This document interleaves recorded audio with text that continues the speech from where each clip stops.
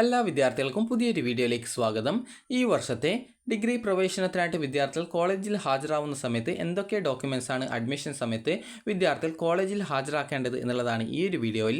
അതുപോലെ തന്നെ അതിൽ ചില ഡോക്യുമെൻറ്റ്സുകൾ നിങ്ങൾക്ക് എവിടെയാണ് കിട്ടുക എന്നുള്ളതും ഈ ഒരു വീഡിയോ വഴി മനസ്സിലാക്കാൻ സാധിക്കുന്നതാണ്. അപ്പോൾ ആദ്യം തന്നെ വിദ്യാർത്ഥികൾക്ക് അലോട്ട്മെൻറ്റ് മെമ്മോയാണ് വേണ്ടത്. നിങ്ങൾക്ക് അലോട്ട്മെൻറ്റ് കിട്ടിയിട്ടുണ്ട് എങ്കിൽ നിങ്ങൾ ഫീ പേയ്മെൻറ്റ് ചെയ്ത് കഴിഞ്ഞാൽ യൂണിവേഴ്സിറ്റി എപ്പോഴാണോ അഡ്മിഷൻ നേടാൻ പറയുന്നത്, ഏത് അലോട്ട്മെൻറ്റിന് ശേഷമാണോ ആ ഒരു അലോട്ട്മെൻറ്റിന് ശേഷമാണ് നിങ്ങൾക്ക് നിങ്ങളുടെ അലോട്ട്മെൻറ്റ് മെമ്മോ കിട്ടുക. ഇപ്പോൾ MG യൂണിവേഴ്സിറ്റി ഒക്കെ ആണെങ്കിൽ, അതുപോലെ കേരള യൂണിവേഴ്സിറ്റി ആണെങ്കിലൊക്കെ നിങ്ങൾക്ക് ഫസ്റ്റ് അലോട്ട്മെൻറ്റ് ഓരോ അലോട്ട്മെൻറ്റ് വരുന്ന സമയത്തും നിങ്ങൾക്ക് ഈ ഒരു അലോട്ട്മെൻറ്റ് മെമ്മോ ലഭ്യമാവുകയും ആ ഒരു സമയത്ത് നിങ്ങൾ കോളേജിൽ പോയിട്ട് ടെമ്പററി അല്ലെങ്കിൽ പെർമനൻറ്റ് അഡ്മിഷൻ എടുക്കാനും സാധിക്കും. എന്നാൽ കാലിക്കറ്റ് യൂണിവേഴ്സിറ്റി, കണ്ണൂർ യൂണിവേഴ്സിറ്റി എന്നിങ്ങനെയുള്ള യൂണിവേഴ്സിറ്റികൾ സെക്കൻഡ് അലോട്ട്മെൻറ്റിന് ശേഷമാണ് അഡ്മിഷൻ നടത്തുന്നത് എന്നുള്ളതുകൊണ്ട് തന്നെ സെക്കൻഡ് അലോട്ട്മെൻറ്റിന് ശേഷം മാത്രമാണ് ഫസ്റ്റ് അലോട്ട്മെൻറ്റ് കിട്ടിയ വിദ്യാർത്ഥികൾക്കും ഈ ഒരു അലോട്ട്മെൻറ്റ് മെമ്മോ കിട്ടുകയുള്ളൂ. അപ്പോൾ ആ ഒരു സമയത്ത് നിങ്ങൾക്ക് ആവശ്യമില്ലാതെ, അതായത് ഫസ്റ്റ് അലോട്ട്മെൻറ്റ് കിട്ടുന്ന വിദ്യാർത്ഥികൾക്ക് ഇഷ്ടപ്പെട്ട ഓപ്ഷനാണ് കിട്ടുന്നതെങ്കിൽ ഹയർ ഓപ്ഷൻ ഈ ഒരു മാൻഡറ്ററി ഫീ പേയ്മെൻറ്റ് ചെയ്ത ശേഷം ഹയർ ഓപ്ഷനുകൾ റിമൂവ് ചെയ്ത് കൊടുക്കേണ്ടതാണ്. അതല്ലെങ്കിൽ സെക്കൻഡ് അലോട്ട്മെൻറ്റിൽ വേറൊരു ഓപ്ഷനിലേക്ക് മാറ്റം കിട്ടാനുള്ള സാധ്യതയുണ്ടാവും.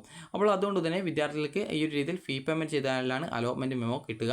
അപ്പോൾ അതിനുശേഷം നിങ്ങൾ അടുത്തതായിട്ട് വേണ്ടത് ഓൺലൈൻ അപേക്ഷയുടെ പ്രിൻ്റ് ഔട്ട്. നിങ്ങൾ അപേക്ഷ കൊടുക്കുന്ന സമയത്ത് ഓൺലൈനായിട്ടായിരിക്കും അപേക്ഷ കൊടുത്തത്, അതിൻ്റെ ഒരു പ്രിൻ്റ് ഔട്ടാണ് വേണ്ടത്.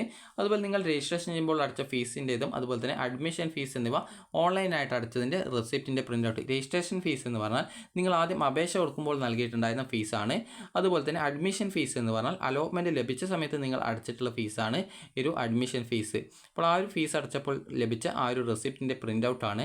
അടുത്തതായിട്ട് നിങ്ങളുടെ യോഗ്യതാ പരീക്ഷയുടെ അസൽ മാർക്ക് ലിസ്റ്റ്, അതായത് +2 പരീക്ഷയുടെ ഒറിജിനൽ സർട്ടിഫിക്കറ്റ്. ഇത് +2 സർട്ടിഫിക്കറ്റ് ഒറിജിനൽ കിട്ടിയിട്ടില്ല എങ്കിൽ ഡിജി ലോക്കറിൽ നിങ്ങൾക്ക് നിങ്ങളുടെ +2വിൻ്റെ സർട്ടിഫിക്കറ്റ് നിലവിൽ അവൈലബിൾ ആണ്. അപ്പോൾ അതിൽ നിന്നും നിങ്ങൾക്ക് ഡൗൺലോഡ് ചെയ്ത് നിങ്ങൾക്ക് നിങ്ങളുടെ +2വിൻ്റെ സർട്ടിഫിക്കറ്റിൻ്റെ ആ ഒരു ഡിജി ലോക്കറിൽ നിന്ന് ലഭിക്കുന്ന പകർപ്പ് ഉപയോഗിക്കാവുന്നതാണ്. ഇനി അടുത്തതായിട്ടുള്ളതാണ് നിങ്ങളുടെ ജനന തീയതി തെളിയിക്കാനായിട്ടുള്ള സർട്ടിഫിക്കറ്റ്. അതായത് നിങ്ങളുടെ ആ ഒരു ഡേറ്റ് ഓഫ് ബർത്ത് തെളിയിക്കാനായിട്ട് SSLC സർട്ടിഫിക്കറ്റ് ഉണ്ടെങ്കിൽ SSLC സർട്ടിഫിക്കറ്റിൽ ഡേറ്റ് ഓഫ് ബർത്ത് ഉണ്ടാവും, അതല്ലെങ്കിൽ ബർത്ത് സർട്ടിഫിക്കറ്റ് ഉപയോഗിക്കാവുന്നതാണ്. ഇനി അതല്ലെങ്കിൽ നിങ്ങൾക്ക് അടുത്തതായിട്ടുള്ളത് TC ആണ്, അത് ട്രാൻസ്ഫർ സർട്ടിഫിക്കറ്റ് ആണ്. അടുത്തത് കോഴ്സ് ആൻഡ് കോൺടാക്ട് സർട്ടിഫിക്കറ്റ്, അത് നിങ്ങളുടെ സ്വഭാവ സർട്ടിഫിക്കറ്റ് ആണ്. അതുപോലെ ട്രാൻസ്ഫർ സർട്ടിഫിക്കറ്റ് എന്ന് പറയുമ്പോൾ നിങ്ങൾ ഏത് കോഴ്സ് പഠിച്ചിട്ടുള്ള വിദ്യാർത്ഥികളാണെങ്കിലും നിങ്ങൾക്ക് +2വിന് ശേഷം നിങ്ങൾ വേറെ ഏതെങ്കിലും കോഴ്സ് പഠിച്ചിട്ടുണ്ട്, അങ്ങനെ വേറെ ഏതെങ്കിലും TC ഉണ്ടെങ്കിലും ആ ഒരു TC നിങ്ങൾക്ക് ഉപയോഗിക്കാവുന്നതാണ്. കാരണം ഈ ഒരു ട്രാൻസ്ഫർ സർട്ടിഫിക്കറ്റ് എന്ന് പറയുന്നത് ജസ്റ്റ് നിങ്ങൾക്ക് അഡ്മിഷന് വേണ്ടിയിട്ട് മാത്രമുള്ളതാണ്. അത് നിങ്ങൾ ഏത് കോഴ്സ് മുമ്പ് പഠിച്ചിട്ടുണ്ട് എന്നുള്ളത് നോക്കുന്നതല്ല. അപ്പോൾ അതുകൊണ്ട് തന്നെ നിങ്ങൾക്ക് മിനിമം +2 യോഗ്യത ഉണ്ടായിരിക്കണം എന്നുള്ളത് മാത്രമാണ് നിബന്ധനയായിട്ടുള്ളത്. അതുപോലെ ഓരോ കോഴ്സിന് വേണ്ടിയിട്ടുള്ള ആ ഒരു യോഗ്യതയും ഉണ്ടായിരിക്കണം. ഇനി അടുത്തതായിട്ടുള്ളത് കോഴ്സ് ആൻഡ് കോൺടാക്ട് സർട്ടിഫിക്കറ്റ് എന്ന് പറയുമ്പോൾ സ്വഭാവ സർട്ടിഫിക്കറ്റ് ആണ്. ഇനി അടുത്തതായിട്ട് SC/ST വിഭാഗത്തിലുള്ള വിദ്യാർത്ഥികളാണെങ്കിൽ കാസ്റ്റ് അല്ലെങ്കിൽ കമ്മ്യൂണിറ്റി സർട്ടിഫിക്കറ്റ് ആണ് ഹാജരാക്കേണ്ടത്. അതുപോലെ തന്നെ വിദ്യാർത്ഥികൾക്ക് അടുത്തതായിട്ട് OEC വിഭാഗം വിദ്യാർത്ഥികളാണെങ്കിൽ കാസ്റ്റ് അല്ലെങ്കിൽ കമ്മ്യൂണിറ്റി തെളിയിക്കാൻ ആവശ്യമായിട്ടുള്ള ഏതെങ്കിലും ഒരു വിദ്യാഭ്യാസ രേഖയാണ് ഹാജരാക്കേണ്ടത്. അതുപോലെ തന്നെ SSLC സർട്ടിഫിക്കറ്റിൽ നിങ്ങളുടെ ആ ഒരു കാസ്റ്റ് അല്ലെങ്കിൽ കമ്മ്യൂണിറ്റി എന്നിവ ഉണ്ട് എങ്കിൽ അത് ഉപയോഗിക്കാൻ സാധിക്കും. അതുപോലെ SC/ST വിദ്യാർത്ഥികളാണെങ്കിൽ കാസ്റ്റ് അല്ലെങ്കിൽ കമ്മ്യൂണിറ്റി സർട്ടിഫിക്കറ്റ് ഹാജരാക്കേണ്ടതാണ്, കാരണം ഫീസ് കൺസെഷൻ ഉണ്ടാവും, അതുകൊണ്ടാണ്. അതുപോലെ തന്നെ EWS വിഭാഗത്തിലാണെന്ന് തെളിയിക്കുന്നതിനായിട്ട് EWS വിഭാഗത്തിലുള്ളവർ EWS സർട്ടിഫിക്കറ്റ് ഹാജരാക്കണം. അതുപോലെ തന്നെ SC/BC എന്ന് പറഞ്ഞാൽ അതിൽ OBC, OEC അതുപോലെ വിവിധ വിഭാഗങ്ങളുണ്ട്. അപ്പോൾ അങ്ങനെയുള്ള വിദ്യാർത്ഥികളാണെങ്കിൽ നോൺ ക്രിമിനൽ സർട്ടിഫിക്കറ്റ് ആണ് ഹാജരാക്കേണ്ടത്. അതുപോലെ തന്നെ ഗ്രേസ് മാർക്ക് ലഭിക്കുന്നതിനാവശ്യമായിട്ടുള്ള ഒറിജിനൽ സർട്ടിഫിക്കറ്റ് ആവശ്യമാണ്. അപ്പോൾ അതുപോലെ അസൽ നോൺ ക്രിമിനൽ സർട്ടിഫിക്കറ്റ് എന്ന് പറയുമ്പോൾ നിങ്ങൾക്ക് ഈ ഒരു ഫീസ് ആനുകൂല്യം ഉള്ള വിദ്യാർത്ഥികൾക്കും സ്കോളർഷിപ്പൊക്കെ കിട്ടാൻ സാധ്യതയുള്ള വിദ്യാർത്ഥികളും ഈ ഒരു നോൺ ക്രിമിനൽ സർട്ടിഫിക്കറ്റ് ഹാജരാക്കേണ്ടതാണ്. ഇത് നിങ്ങൾക്ക് അക്ഷയ വഴിയാണ് കിട്ടുക. അക്ഷയ വഴി നിങ്ങൾക്ക് എന്ന് പറയുമ്പോൾ നിങ്ങൾക്ക് അപേക്ഷിക്കുന്നതിനായിട്ട് നിങ്ങളുടെ റേഷൻ കാർഡ്, SSLCയുടെ ആ ഒരു സർട്ടിഫിക്കറ്റിൻ്റെ കോപ്പി, അത് ഒറിജിനൽ ഉണ്ടെങ്കിൽ ഒറിജിനൽ കൂടി എടുക്കുക, കാരണം ഇതൊക്കെ സ്കാൻ ചെയ്തിട്ട് അപ്ലോഡ് ചെയ്യാൻ വേണ്ടിയിട്ടാണ്. അതുപോലെ തന്നെ നിങ്ങളുടെ ആധാർ കാർഡ്, അതുപോലെ തന്നെ നിങ്ങളുടെ ഒരു ഫോട്ടോ, അതുപോലുള്ള കാര്യങ്ങളൊക്കെ എടുക്കുക. നിങ്ങൾക്ക് അതുപോലെ വേറെ ഈ no criminal certificate income certificate കൂടി വേണമെന്നാണ് തോന്നുന്നത്. അപ്പോൾ അതുകൊണ്ട് തന്നെ ഇൻകം സർട്ടിഫിക്കറ്റ് കൂടി എടുക്കേണ്ടതായിട്ട് വരും. അപ്പോൾ അതുകൊണ്ട് തന്നെ നിങ്ങൾ തൊട്ടടുത്തുള്ള അക്ഷയയിൽ കോൺടാക്റ്റ് ചെയ്ത് ഈ ഒരു നോൺ ക്രിമിനൽ സർട്ടിഫിക്കറ്റിന് എന്തൊക്കെ ഡോക്യുമെൻറ്റ്സാണ് അപേക്ഷിക്കാൻ വേണ്ടതെന്ന് കൃത്യമായിട്ട് ചോദിക്കുക. അപ്പോൾ നിങ്ങൾക്ക് അത് പറഞ്ഞു തരുന്നതാണ്. അതുപോലെ നിങ്ങൾക്ക് നിങ്ങളുടെ ബ്രൗസർ, അതായത് ഗൂഗിൾ ക്രോമിലോ മറ്റോ നിങ്ങൾ ആ ഒരു അക്ഷയയുടെ പേരടിച്ച് അവിടുത്തെ കോൺടാക്റ്റ് നമ്പർ നോക്കിക്കഴിഞ്ഞാൽ നിങ്ങൾക്ക് കിട്ടുന്നതാണ്. അതല്ലെങ്കിൽ നിങ്ങൾക്ക് ആവശ്യമായിട്ടുണ്ട് എന്ന് തോന്നുന്ന എല്ലാവിധ ഡോക്യുമെൻറ്റ്സ് എടുത്തുകൊണ്ട് നിങ്ങൾക്ക് അക്ഷയയിൽ പോയി കഴിഞ്ഞാൽ നിങ്ങൾക്ക് പെട്ടെന്ന് തന്നെ ഈ ഒരു അപേക്ഷ സമർപ്പിക്കാവുന്നതും ഏകദേശം 4 ദിവസം കൊണ്ട് നിങ്ങൾക്ക് ഈ ഒരു നിങ്ങളുടെ നോൺ ക്രിമിനൽ സർട്ടിഫിക്കറ്റ് കിട്ടുന്നത് ആയിരിക്കും. ഇനി അടുത്തതായിട്ടുള്ളത് ഗ്രേസ് മാർക്ക് ലഭിക്കുന്നതിനാവശ്യമായിട്ടുള്ള ഒറിജിനൽ സർട്ടിഫിക്കറ്റ് ആണ്. അപ്പോൾ ഗ്രേസ് മാർക്ക് ലഭിക്കുന്നതിനായിട്ട് നിങ്ങൾ ചെയ്യേണ്ടത് ഓൾറെഡി നിങ്ങൾ അപേക്ഷയിൽ കൊടുത്ത ഡോക്യുമെൻറ്റ്സ് മാത്രമേ ഗ്രേസ് മാർക്ക് കിട്ടത്തുള്ളൂ. അപേക്ഷയിൽ കൊടുക്കാത്ത ഡോക്യുമെൻറ്റ്സ് ആവശ്യമില്ല. കാരണം അപേക്ഷയിൽ നിങ്ങൾക്ക് ഈ ഒരു NCC, അതുപോലെ NSS, അതുപോലെ തന്നെ SPC, അതുപോലെ സ്കൗട്ട് ആൻഡ് ഗൈഡ്സ്, അതുപോലെ റെഡ് ക്രോസ്, അതുപോലെ തന്നെ ഈ ഒരു വിവിധ തരത്തിലുള്ള ആ ഒരു റിസർവേഷൻ ഡോക്യുമെൻറ്റ്സ് നിങ്ങൾ അപ്ലോഡ് ചെയ്തിട്ടുണ്ടാകും. അപ്പോൾ അതിൻ്റെ ആ ഒരു ഡോക്യുമെൻറ്റ്സുകളൊക്കെ ഒറിജിനൽ കൊണ്ടുപോകണം. അതുപോലെ തന്നെ നിങ്ങൾ HSC, VHSC, CBSE, THSC, അതുപോലെ CISE, NIOS, കേരള +2 തുല്യത എന്നിങ്ങനെയുള്ള പരീക്ഷകൾ എഴുതിയിട്ട് ജയിച്ച +2 ജയിച്ച വിദ്യാർത്ഥികൾ ആണെങ്കിൽ എന്നിവർ ഒഴികെ നിങ്ങൾ വേറെ ഏതെങ്കിലും ബോർഡുകളിലാണ് ഈ ഒരു പരീക്ഷ പാസ്സായിട്ടുള്ളതെങ്കിൽ നിങ്ങൾക്ക് കണ്ണൂർ സർവകലാശാലയിൽ പോയി കഴിഞ്ഞാൽ ഒരു റെക്കഗ്നേഷൻ സർട്ടിഫിക്കറ്റ് എന്ന് പറഞ്ഞുള്ള സർട്ടിഫിക്കറ്റ് കിട്ടും.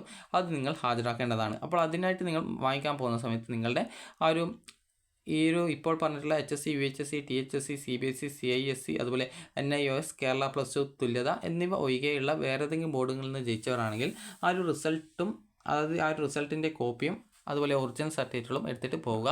അപ്പോൾ നിങ്ങൾക്ക് ആ ഒരു സർട്ടിഫിക്കറ്റ് വെരിഫൈ ചെയ്ത ശേഷം നിങ്ങൾക്ക് അവിടെ നിന്നും ഈ ഒരു റെക്കഗ്നേഷൻ സർട്ടിഫിക്കറ്റ് നിങ്ങൾക്ക് തരുന്നതായിരിക്കും. അതായത് യൂണിവേഴ്സിറ്റി ആ ഒരു കോഴ്സ് അംഗീകരിച്ചു എന്ന് പറഞ്ഞുള്ള ആ ഒരു സർട്ടിഫിക്കറ്റാണ് റെക്കഗ്നേഷൻ സർട്ടിഫിക്കറ്റ്. അപ്പോൾ അത് നിങ്ങൾക്ക് തരുന്നതായിരിക്കും. സർട്ടിഫിക്കറ്റ് ഒന്നും അവിടെ കൊടുക്കേണ്ട ആവശ്യമൊന്നുമില്ല. നിങ്ങൾക്കത് നോക്കിയിട്ട് പെട്ടെന്ന് തന്നെ തിരിച്ചു തരും. അതുപോലെ തന്നെ അടുത്തതായിട്ട് നേറ്റിവിറ്റി തെളിയിക്കാൻ ആവശ്യമായിട്ടുള്ള ഏതെങ്കിലും ഒരു രേഖ. നേറ്റിവിറ്റി എന്ന് പറയുമ്പോൾ നിങ്ങൾ ഇന്ത്യക്കാരാണോ എന്ന് തെളിയിക്കാൻ വേണ്ടിയിട്ടുള്ള ഒരു രേഖയാണ് നേറ്റിവിറ്റി എന്ന് പറയുന്നത്. അതുപോലെ കേരളൈറ്റ് ആണോ എന്ന് നോക്കാൻ വേണ്ടിയിട്ടാണ്. അപ്പോൾ അതിനായിട്ട് നിങ്ങൾ ചെയ്യേണ്ടത്, അതായത് ഇന്ത്യൻ പൗരന്മാരാണോ എന്ന് ചെക്ക് ചെയ്യാൻ വേണ്ടിയിട്ടാണ്. അതിനായിട്ട് നിങ്ങൾ ചെയ്യേണ്ടത് നിങ്ങളുടെ SSLC സർട്ടിഫിക്കറ്റിൽ നിങ്ങളുടെ ഒരു നാഷണാലിറ്റി ഇന്ത്യൻ എന്ന് കൊടുത്തിട്ടുണ്ടാകും. അപ്പോൾ അങ്ങനെയെങ്കിൽ നിങ്ങൾക്ക് SSLC സർട്ടിഫിക്കറ്റ് ഉപയോഗിക്കാം. ഇനി അതല്ല നേറ്റിവിറ്റി സർട്ടിഫിക്കറ്റ് തന്നെ ഉണ്ടെങ്കിൽ അത് നിങ്ങൾക്ക് ഉപയോഗിക്കാവുന്നതാണ്. നേറ്റിവിറ്റി സർട്ടിഫിക്കറ്റിന് ഏകദേശം 3 വർഷം ആണെന്നാണ് തോന്നുന്നത്. അതിന് വാലിഡിറ്റി ഇല്ല എന്നാണ് തോന്നുന്നത്. അപ്പോൾ നേറ്റിവിറ്റി സർട്ടിഫിക്കറ്റ് നിങ്ങൾക്ക് കയ്യിലുണ്ടെങ്കിൽ അതെടുക്കുക. അതല്ലെങ്കിൽ SSLC സർട്ടിഫിക്കറ്റ് ഉപയോഗിക്കാം. അതല്ലെങ്കിൽ നിങ്ങൾക്ക് വേറെ ഏതെങ്കിലും രേഖ എന്ന് പറയുമ്പോൾ ആധാർ കാർഡ്, അതിൽ ആധാർ കാർഡ് ഉപയോഗിക്കാൻ പറ്റില്ല. അതിന് പകരം നിങ്ങൾക്ക് SSLC സർട്ടിഫിക്കറ്റ് ഉപയോഗിക്കാം. അതുപോലെ തന്നെ ബർത്ത് സർട്ടിഫിക്കറ്റ് ഉപയോഗിക്കാവുന്നതാണ്. കാരണം അതിൽ നിങ്ങളുടെ പ്ലേസ് ഓഫ് ബർത്ത് കൃത്യമായിട്ട് രേഖപ്പെടുത്തിയിട്ടുണ്ടാകും. അതല്ല SSLC സർട്ടിഫിക്കറ്റിലും പ്ലേസ് ഓഫ് ബർത്ത് കൃത്യമായിട്ട് രേഖപ്പെടുത്തിയിട്ടുണ്ടാകും. അപ്പോൾ അതുകൊണ്ട് തന്നെ നേറ്റിവിറ്റി സർട്ടിഫിക്കറ്റിന് പരമായിട്ട് നിങ്ങൾക്ക് SSLC സർട്ടിഫിക്കറ്റ് ഉപയോഗിക്കാവുന്നതാണ്. അതുപോലെ തന്നെ നേറ്റിവിറ്റി സർട്ടിഫിക്കറ്റ് നിങ്ങൾക്ക് ആവശ്യമാണെങ്കിൽ നിങ്ങളുടെ റേഷൻ കാർഡ്, അതുപോലെ തന്നെ നിങ്ങളുടെ SSLC സർട്ടിഫിക്കറ്റ്, ഇതൊക്കെ നിങ്ങൾക്ക് ഈ ഒരു അപേക്ഷ സമർപ്പിക്കുന്നതിനായിട്ട് ചിലപ്പോൾ ആവശ്യമായിട്ട് വരുന്നതായിരിക്കും. അപ്പോൾ അതുകൊണ്ട് തന്നെ നിങ്ങൾ തൊട്ടടുത്തുള്ള അക്ഷയയിൽ കോൺടാക്ട് ചെയ്ത ശേഷം നേറ്റിവിറ്റി സർട്ടിഫിക്കറ്റിന് എന്തൊക്കെ ഡോക്യുമെൻറ്റ്സ് വേണം എന്നുള്ള കാര്യം കൃത്യമായിട്ട് ചോദിച്ച് മനസ്സിലാക്കുക. അതായത് ഇന്ന് തന്നെ വിളിച്ച് ചോദിക്കുക. അതല്ലെങ്കിൽ നേരിട്ട് നിങ്ങൾ ആവശ്യമായിട്ട് ഏതൊക്കെ ഡോക്യുമെൻറ്റ്സ് വേണം എന്നുള്ളതനുസരിച്ച് എടുത്തിട്ട് പോയിട്ട് ഒരു നേറ്റിവിറ്റി സർട്ടിഫിക്കറ്റ് തയ്യാറാക്കാം. നേറ്റിവിറ്റി സർട്ടിഫിക്കറ്റിന് പ്രത്യേകിച്ച് ഇത്ര വാലിഡിറ്റി എന്നൊന്നും പറഞ്ഞുകൊണ്ട് ലിമിറ്റൊന്നുമില്ല. അതുകൊണ്ട് തന്നെ നേറ്റിവിറ്റി സർട്ടിഫിക്കറ്റ് ഉള്ള വിദ്യാർത്ഥികൾക്ക് അത് ഉപയോഗിക്കാവുന്നതാണ്. നേറ്റിവിറ്റി സർട്ടിഫിക്കറ്റിന് 1 വർഷം വാലിഡിറ്റി അങ്ങനെ ഇല്ല എന്നാണ് തോന്നുന്നത്. അപ്പോൾ നിങ്ങൾ ജസ്റ്റ് ഒന്ന് തൊട്ടടുത്തുള്ള അക്ഷയയിൽ വിളിച്ച് ചോദിക്കുക. അതുപോലെ തന്നെ അതിനുശേഷം നിങ്ങൾക്ക് നേറ്റിവിറ്റി സർട്ടിഫിക്കറ്റ് കിട്ടാനായിട്ട് ഏകദേശം ഒരു 4-5 ദിവസം എടുക്കുന്നതാണ്. അതുപോലെ തന്നെ നിങ്ങൾക്ക് അപേക്ഷയിൽ കൊടുത്തിരിക്കുന്ന വേറെ എന്തെങ്കിലും ആനുകൂല്യങ്ങൾ ഉണ്ടെങ്കിൽ അത് തെളിയിക്കാൻ ആവശ്യമായിട്ടുള്ള സർട്ടിഫിക്കറ്റ്, അതുപോലെ തന്നെ ഫീസ് അടച്ചിട്ടുള്ള വിവരങ്ങൾ അടങ്ങിയിട്ടുള്ള പ്രിൻ്റ് ഔട്ട്. നിങ്ങൾ ഓൾറെഡി ഫീസ് അടച്ചിട്ട് നിങ്ങൾക്ക് ഈ ഒരു പ്രിൻ്റ് ഔട്ട് നിങ്ങൾക്ക് കണ്ണൂർ യൂണിവേഴ്സിറ്റിയുടെ വെബ്സൈറ്റിൽ നിന്ന് കിട്ടുന്നതാണ്. അപ്പോൾ ആ ഒരു പ്രിൻ്റഡ് ആ ഫീസ് അടച്ചതിൻ്റെ ആ ഒരു വിവരങ്ങൾ അടങ്ങിയിട്ടുള്ള ഒരു പ്രിൻ്റ് ഔട്ട് കിട്ടും. അപ്പോൾ അതുകൂടി നിങ്ങൾ എടുക്കുക. അപ്പോൾ ഈ ഒരു ഓൺലൈൻ രജിസ്ട്രേഷൻ ചെയ്ത എല്ലാ വിദ്യാർത്ഥികളും ഫീസ് അടച്ചതിൻ്റെ വിവരങ്ങൾ അടങ്ങിയ പ്രിൻ്റ് ഔട്ട് കൈവശം സൂക്ഷിക്കേണ്ടതാണ്. ഈ ഒരു പ്രിൻ്റ് ഔട്ട് അഡ്മിഷൻ സമയത്ത് കോളേജ് പഠന വകുപ്പുകളിൽ ഹാജരാക്കേണ്ടതാണ് എന്നാണ് പറഞ്ഞിട്ടുള്ളത്. അപ്പോൾ ഇത്രയുമാണ് വേണ്ടത്. അപ്പോൾ വിദ്യാർത്ഥികൾക്ക് ഈ ഒരു വീഡിയോ ഉപകാരപ്രദമായിട്ടുണ്ടെന്ന് കരുതുന്നു. ഉപകാരപ്രദമായിട്ടുണ്ടെങ്കിൽ ലൈക്ക് ചെയ്യുക, ഷെയർ ചെയ്യുക. അതുപോലെ തന്നെ നിങ്ങൾക്ക് അക്ഷയ വഴി ലഭിക്കുന്ന, അതായത് ഈ ഒരു കാസ്റ്റ് അല്ലെങ്കിൽ കമ്മ്യൂണിറ്റി സർട്ടിഫിക്കറ്റ്, അതുപോലെ തന്നെ നേറ്റിവിറ്റി സർട്ടിഫിക്കറ്റ്, അതുപോലെ തന്നെ നോൺ ക്രിമിനൽ സർട്ടിഫിക്കറ്റ്, അതുപോലെ ഇൻകം സർട്ടിഫിക്കറ്റ്, അതുപോലെയുള്ള വിവിധ സർട്ടിഫിക്കറ്റുകൾക്ക് നിങ്ങൾ തൊട്ടടുത്തുള്ള അക്ഷയയിൽ പോയി കഴിഞ്ഞാൽ നിങ്ങൾക്ക് ആ ഒരു സർട്ടിഫിക്കറ്റുകൾ കിട്ടുന്നതാണ്. അപ്പോൾ അത് നിങ്ങൾ അതിനായിട്ട് പോകുന്ന സമയത്ത് നിങ്ങൾക്ക് അക്ഷയയിലൊന്ന് വിളിച്ച് ചോദിച്ച് നോക്കുക. കാരണം ചില സമയത്ത് അവിടെ പോയി കഴിഞ്ഞാൽ വേറെ എന്തെങ്കിലും ഡോക്യുമെൻറ്റ്സ് വേണമെന്ന് പറഞ്ഞാൽ നിങ്ങൾക്കത് വീണ്ടും വീട്ടിൽ വന്നിട്ട് പോയിട്ട് എടുത്തിട്ട് വീണ്ടും പോവേണ്ടതായിട്ട് വരും. അപ്പോൾ അതുകൊണ്ട് തന്നെ നിങ്ങൾ ജസ്റ്റ് ഒന്ന് അക്ഷയയിൽ വിളിച്ച് ചോദിക്കുക. അപ്പോൾ നിങ്ങൾക്ക് ആ ഒരു ഡോക്യുമെൻറ്റ്സൊക്കെ നിങ്ങൾക്ക് ലഭിക്കുന്നതാണ്. അതുപോലെ തന്നെ ചില സർട്ടിഫിക്കറ്റിന് വാലിഡിറ്റി ഇല്ലാത്ത സർട്ടിഫിക്കറ്റ് ഉണ്ട്. അപ്പോൾ അങ്ങനത്തെ സർട്ടിഫിക്കറ്റ് നിങ്ങളുടെ കയ്യിലുണ്ടെങ്കിൽ അത് വീണ്ടും പുതുതായിട്ട് ഉണ്ടാക്കേണ്ട ആവശ്യമില്ല. ഇൻകം സർട്ടിഫിക്കറ്റ് ഒക്കെ ആണെങ്കിൽ 1 വർഷം വാലിഡിറ്റി മാത്രമേ ഉള്ളൂ. അപ്പോൾ അതുകൊണ്ട് തന്നെ അങ്ങനെയുള്ള സർട്ടിഫിക്കറ്റുകളാണ് എങ്കിൽ നിങ്ങൾക്ക് അത് പുതുതായിട്ട് തയ്യാറാക്കേണ്ടതായിട്ട് വരും. അപ്പോൾ അതുകൊണ്ട് തന്നെ ജസ്റ്റ് നിങ്ങൾ ഒരു നിങ്ങളുടെ ബ്രൗസറിൽ ഈ ഒരു സർട്ടിഫിക്കറ്റുകളുടെ വാലിഡിറ്റി എത്ര വർഷത്തേക്കാണ് എന്നുള്ളത് നോക്കിക്കഴിഞ്ഞാൽ നിങ്ങൾക്ക് മനസ്സിലാക്കാൻ പറ്റുന്നതാണ്. അപ്പോൾ നിങ്ങൾക്ക് ഈ ഒരു വീഡിയോ ഉപകാരപ്രദമായിട്ടുണ്ടെങ്കിൽ ലൈക്ക് ചെയ്യുക. അതോടൊപ്പം തന്നെ നിങ്ങൾ ഈ ഒരു കോളേജിൽ അഡ്മിഷൻ സമയത്ത് പെർമനൻറ്റ് അഡ്മിഷനാണ് എടുക്കുന്നതെങ്കിൽ കോളേജിൽ കോഴ്സ് ഫീസ് അടക്കേണ്ടതായിട്ട് വരും. അപ്പോൾ ആ ഒരു ഫീസ് എത്രയാണോ എന്നുള്ളത് കൂടി നിങ്ങൾ കോളേജിൽ കൃത്യമായിട്ട് അന്വേഷിച്ച് മനസ്സിലാക്കേണ്ടതാണ്. അപ്പോൾ വിദ്യാർത്ഥികൾക്ക് ഈ ഒരു വീഡിയോ ഉപകാരപ്രദമായിട്ടുണ്ടെങ്കിൽ ലൈക്ക് ചെയ്യുക, ഷെയർ ചെയ്യുക. Thank you for watching.